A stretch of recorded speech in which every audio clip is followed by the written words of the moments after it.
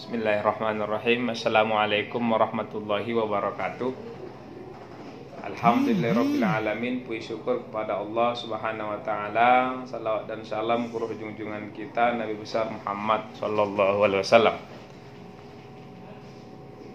Baik saudara-saudara, sudah kita dengarkan bersama presentasi dari pemakalah pada kesempatan kali ini tentang Al-Quran dan Al-Hadis serta kedudukannya.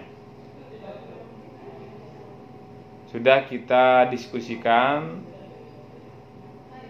saudara-saudara sudah banyak yang bertanya kepada pemakalah.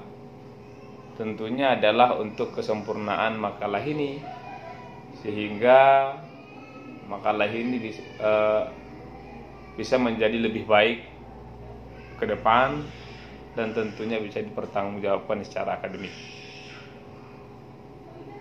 Saudara-saudara,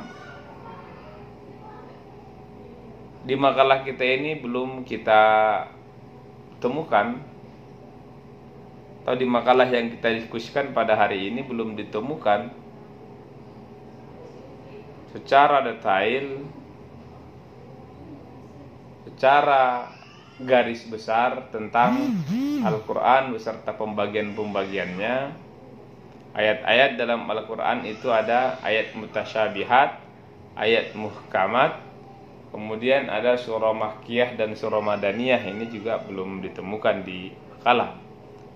Di pemakalah kemudian harus lebih menyempurnakan makalah ini sehingga lebih atau seperti yang kita harapkan di makalah itu sendiri. Di RPP juga kita di kontrak kuliah kita meminta bahwa pemakalah itu harus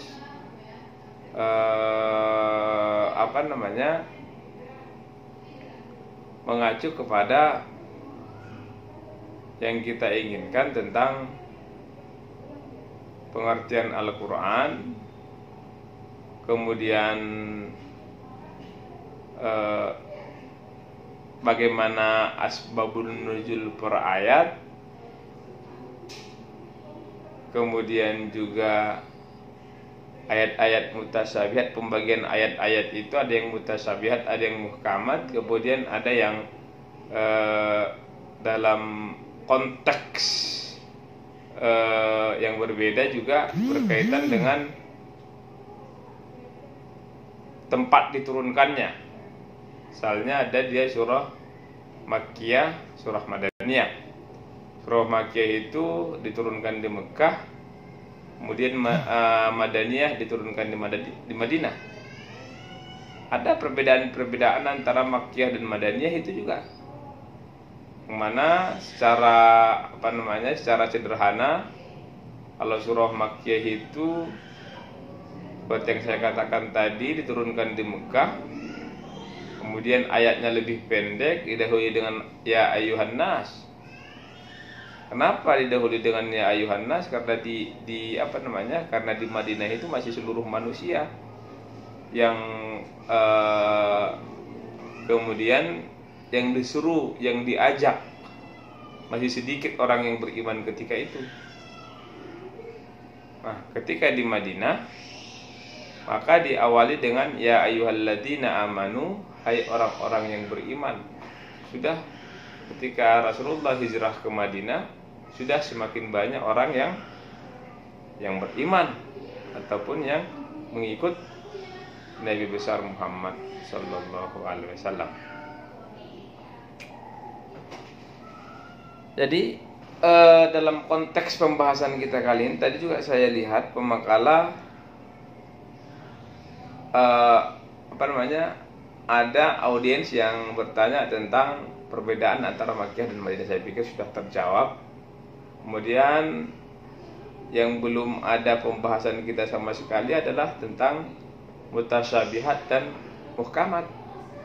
Apa itu mutasyabihat? Ayat yang muhkamat dulu. Ayat yang muhkamat itu adalah yang sudah jelas, tidak perlu lagi tidak perlu lagi kita menafsirkannya. Kemudian kalau dia ayat mutasyabihat itu masih samar-samar. Nah, apa contohnya misalnya ayat yang masih samar-samar? Ada ayat yang masih samar-samar itu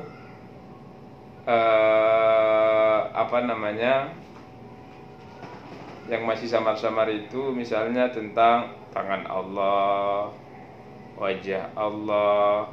Ini masih butuh penafsiran, masih samar-samar dia ayatnya, makanya butuh penafsiran yang sangat mendalam tentang itu. Maka tidak sembarangan kemudian kita menafsirkan ayat itu.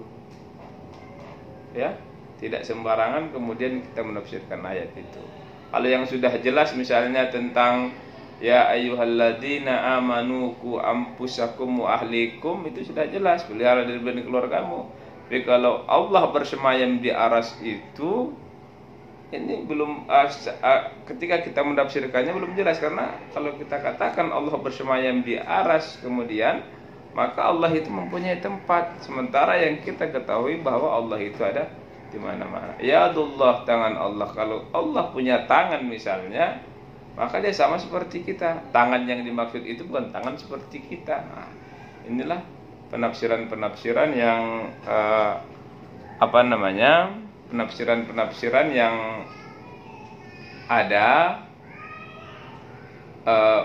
contoh-contoh ayat yang seperti yang saya katakan tadi, ada yang muhkamat dan ada yang mutasyabihat. Ya, ini harus jelas klasifikasinya di makalah kita supaya lebih jelas. Berkaitan dengan kedudukannya, tentu kita ketahui Al-Quran sumber hukum Islam yang paling pertama. Setelahnya adalah Al-Hadis, Al-Quran, Al-Hadis, kemudian ada ijma', qiyas dan seterusnya. Ketika tidak kita mencari sumber hukum yang paling utama itu adalah di Al-Quran. Ketika di Al-Quran sudah tidak ada lagi, maka kemudian dicari di hadis, ya, hadis. Ya. Maka pembahasan kita pada kesempatan kali ini adalah Al-Quran dan Al-Hadis beserta kedudukannya. Al-Quran saya pikir nanti akan kita pemakalah dan saudara-saudara tentunya harus lebih banyak membaca literatur tentang Al-Quran itu sendiri. Yang pasti Al-Quran itu adalah hudal linnas, petunjuk bagi kita, kemudian sumber hukum Islam yang paling utama, ya. Nah, selanjutnya juga berkaitan dengan Al-Hadis sebagai sumber hukum Islam yang kedua. Di makalah juga belum kita temukan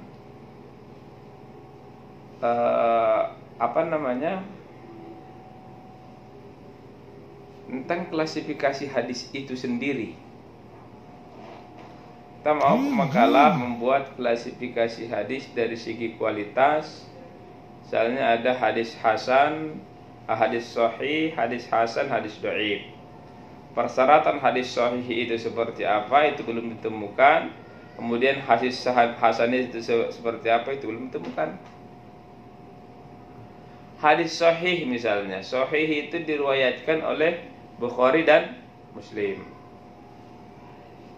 Ya. Kemudian juga berkaitan dengan hadis ini, tentu ada persyaratan-persyaratan perawi yang kemudian menjadikan hadis itu menjadi hadis hasan, sahih dan dhaif. Hadis sahih kenapa kemudian dikatakan? Melihat siapa yang meriwayatkan hadis itu, ya kan? Misalnya yang meriwayatkannya itu adalah Bukhari dan Muslim. Kenapa kemudian Bukhari dan Muslim? Apa klasifikasi yang membuat hadis yang diriwayatkan oleh Bukhari dan Muslim itu adalah sahih?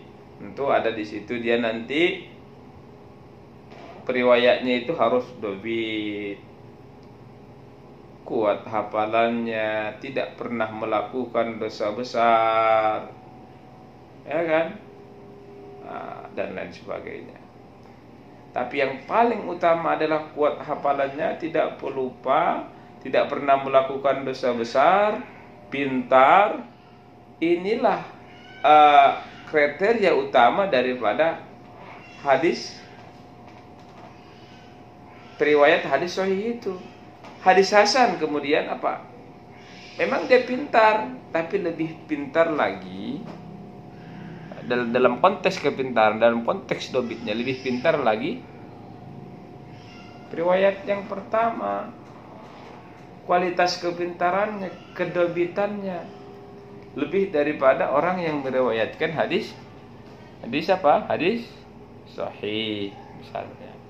Hadis sedikit di bawahnya klasifikasi kualitas dari hadis hasan dan hadis dhaif. Pertanyaannya, apakah kemudian bisa kita pakai hadis sahih dan hasan? Bisa, tidak ada masalah. Sahih, hasan, tidak ada masalah itu kita pakai. Yang tak boleh dipakai itu adalah hadis dhaif. Banyak orang yang menggunakan hadis-hadis dhaif, hadis-hadis palsu untuk kepentingan pribadi atau untuk kepentingan golongan. Ini yang tidak boleh. Maka kita harus jadi dan jelas kalau hadis sahih itu adalah hadis yang diriwayatkan oleh Bukhari, Muslim.